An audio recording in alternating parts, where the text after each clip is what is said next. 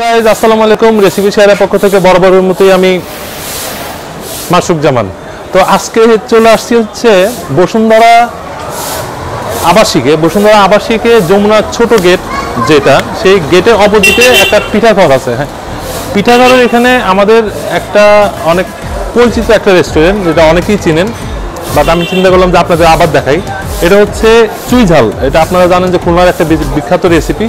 তো আজকে আমি আপনাদের ভিতরে নিয়ে দেখাবো আসলে চুই ঝালটা প্রাইস কেমন এবং টেস্ট আসলেই ওরকম টেস্ট কিনা, খুলনার ওই টেস্টটার মতো কিনা, এটা আপনাদের আজকে আমি দেখাবো এবং আশা করছি আমার সাথেই থাকবেন। তো চলো আমরা ভিতরে যেয়ে দেখি এবং আপনাদের প্রাইসটা সম্পর্কে আইডিয়া দিই। আমি অ্যাড্রেসটা অবশ্যই ডেসক্রিপশনে দিয়ে রাখবো, আপনারা চেক করে নেবেন, প্লাস আমি গুগল ম্যাপটাও দিয়ে রাখবো। তো চলুন আসুন ভিতরে যাই, আসো।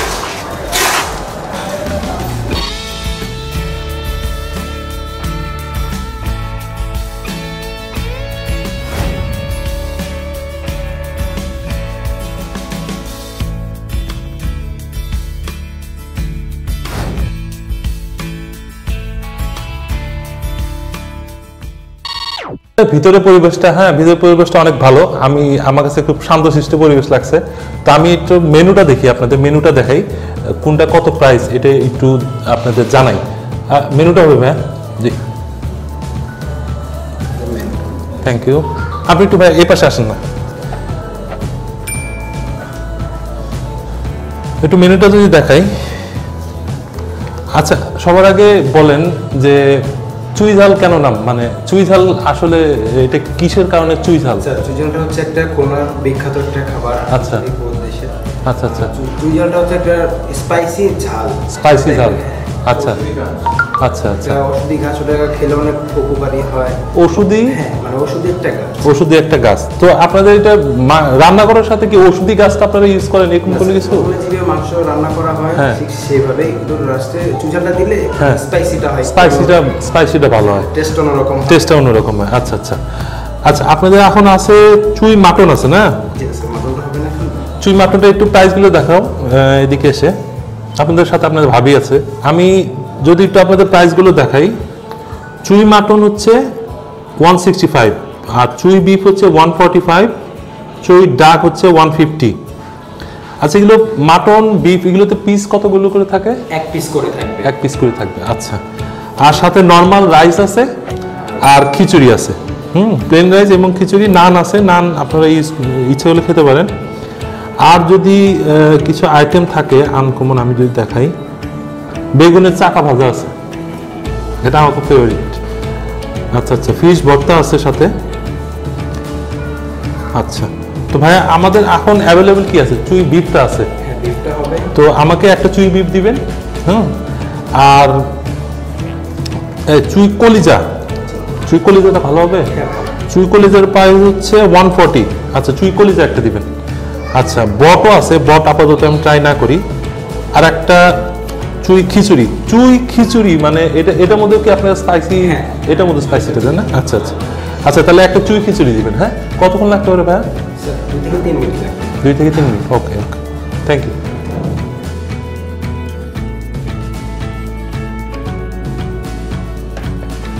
আচ্ছা আচ্ছা, এটা হচ্ছে খিচুড়ি, আর এটা হচ্ছে কলিজা, আর এটা চিকেন।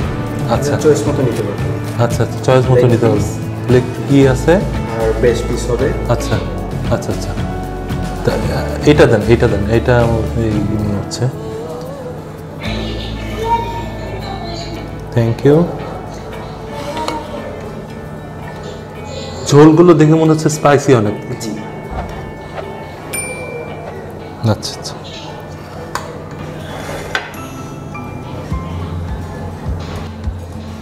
আচ্ছা, চলে আসছে আমাদের চুই ঝাল চিকেনটা, সাথে খিচুড়ি এবং তাদের যেটা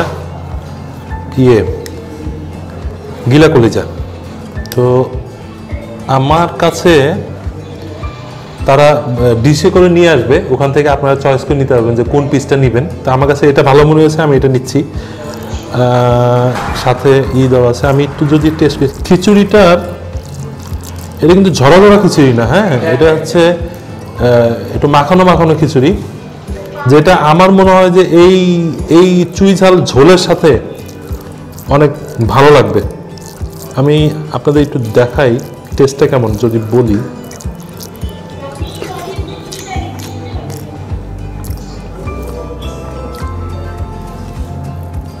মাংস পিসটা বেশ বড়,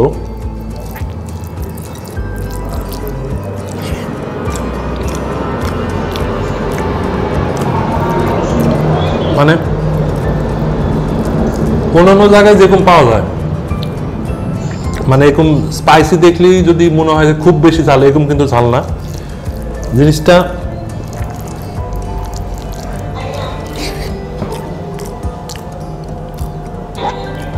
অন্য ধরনের একটা ফ্লেভার যেটা পাবেন না সহজে। হ্যাঁ, যদি আমি খুলনারটা টেস্ট করিনি, তবে তারা বলছেন যে তারা স্পেশালি ওটাই ফলো করেন এবং একই ব্রাঞ্চ তাদের, এবং টেস্টটা অন্যরকম, অন্যান্য হোটেলের টেস্টের মতো না। এবং খিচুড়িটা অনেক নরম এবং মুখে দেওয়ার সাথে সাথেই যখন একসাথে মিক্স করে খাবেন অনেক মজা লাগবে। আমি একটু আপনাদের ইটা নিয়ে দেখাই। এখানে যদি দেখেন তাদের কলিজা দেওয়া আছে, কলিজা মানে গিলা কলিজা বলতে আমরা সাধারণত যা বুঝি আর কি। এটার ঝোলের স্পাইস থেকে আমরা এটা যদি আমি একটু আলাদা করে নেই, আলাদা করলে তাহলে বোঝা যাবে।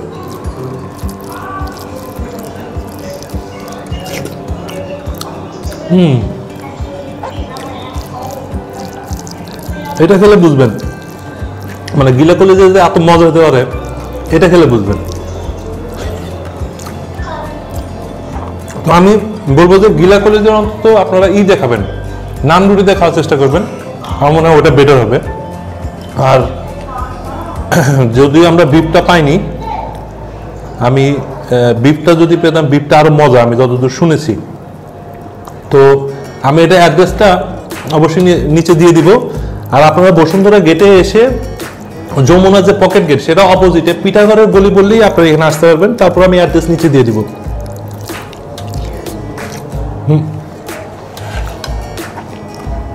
লেবু, পেঁয়াজ, রেয়ার জিনিস, পেঁয়াজ খেতে পারবেন সাথে, যদি এটা দেশি পেঁয়াজ না। আচ্ছা, আমি যেটা দেখাতে যাচ্ছি এইটা হচ্ছে সেই ইয়েটা চুই ঝালটা, যেটা তরকারিতে দেওয়ার কারণে তরকারি ঝাল হবে, কিন্তু মানুষের যে অ্যাসিডিটির সমস্যাটা হয় এই এই এই ব্যাটেরিয়ালটা দেওয়ার কারণে অ্যাসিডিটির সমস্যাটা হবে না। আর এটা যদি আপনারা চাপায় চাপায় খান, যতক্ষণ খেতে থাকবেন এটা কিন্তু আস্তে আস্তে আপনার কাছে মজা লাগবে অনেক। আর একটা মেন জিনিস, আপনারা যদি এখানে আসেন অবশ্যই ট্রাই করবেন সন্ধ্যার আগে আগে আসার। তখন আমি এখানে এসে রাত্রেবেলা যেহেতু এসেছি, অনেকগুলো আইটেম শেষ হয়ে গেছে। স্পেশালি তাদের বিফটা তাদের অনেক টেস্টি, আমি জানি বিফটা তাদের শেষ হয়ে গেছে। মাটনটা ডাকও আছে, কিন্তু তাদের বিফটা হচ্ছে মেন, ওইটা শেষ হয়ে গেছে। এবং আপনারা চেষ্টা করবেন তাড়াতাড়ি আসার। তো আমি ভুল করছি, আপনারা এই ভুলটা করবেন না, অবশ্যই তাড়াতাড়ি আসবেন, এসে খেয়ে নেবেন।